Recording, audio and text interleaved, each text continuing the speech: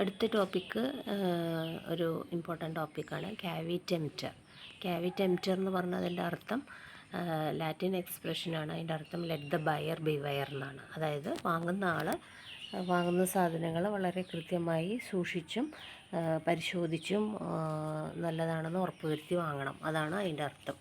Doctrine of caveat-emptor means that in sale of goods, seller is under no duty to reveal unflattering truth about the goods.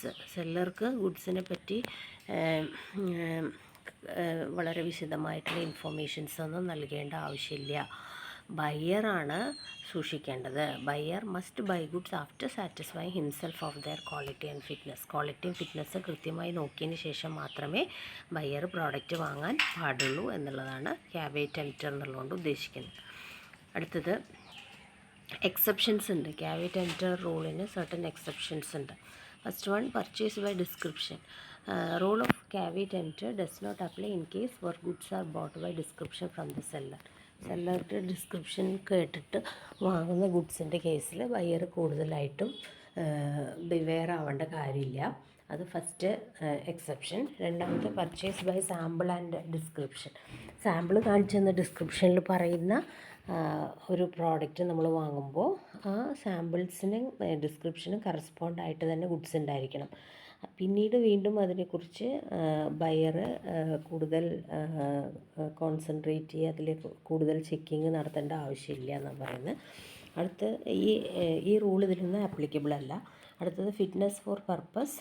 ഇപ്പോൾ ഒരു particular പർപ്പസിനാണ് buyer വാങ്ങുന്നതെന്ന് സെല്ലറിനെ inform ചെയ്ത് കഴിഞ്ഞാൽ അതിന് ആപ്ലിക്കബിൾ ആയിട്ടുള്ള ഗുഡ്സാണ് സെല്ലർ കൊടുക്കേണ്ടത്. അപ്പോൾ അവിടെയും ബയർ ബിവെയർ ആവേണ്ട ആവശ്യമില്ല. പിന്നെ അടുത്തത്, sale under A patent or trade name. അപ്പോൾ ബ്രാൻഡഡ് പ്രോഡക്റ്റൊക്കെ വാങ്ങുമ്പോൾ ആ ബ്രാൻഡിൻ്റെ ക്വാളിറ്റി എന്താണെന്നുള്ളത് ഓൾറെഡി അതിൽ ഡിസ്ക്രൈബ് ചെയ്തിട്ടുണ്ടാവും. അതുപോലെ തന്നെ ആയിരിക്കണം. അതിൽ കൂടുതൽ ബയർ ബിവെയർ ആവേണ്ട ആവശ്യം ഇല്ല. അപ്പോൾ ഈ റൂളും അല്ല, ഈ സിറ്റുവേഷനിലും ക്യാവിറ്റെംപ്റ്റർ റൂളിൽ ആപ്ലിക്കബിൾ അല്ല.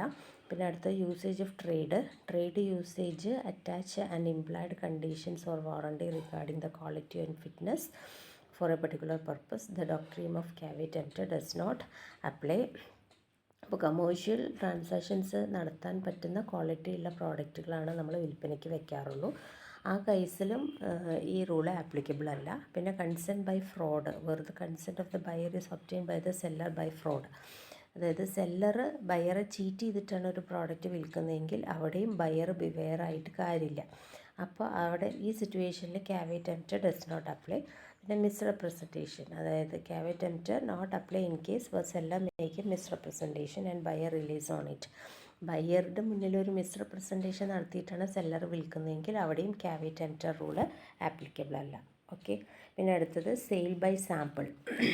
സെയിൽ ബൈ സാമ്പിൾ എന്ന് പറഞ്ഞാൽ goods are bought by sample കണ്ടിട്ടാണ് ഗുഡ്സ് വാങ്ങുന്നതെങ്കിൽ അപ്പോൾ സാമ്പിളിനെ കറസ്പോണ്ട് ചെയ്തിട്ടായിരിക്കണം ബൾക്ക് ഓർഡറും ഉണ്ടായിരിക്കേണ്ടത്.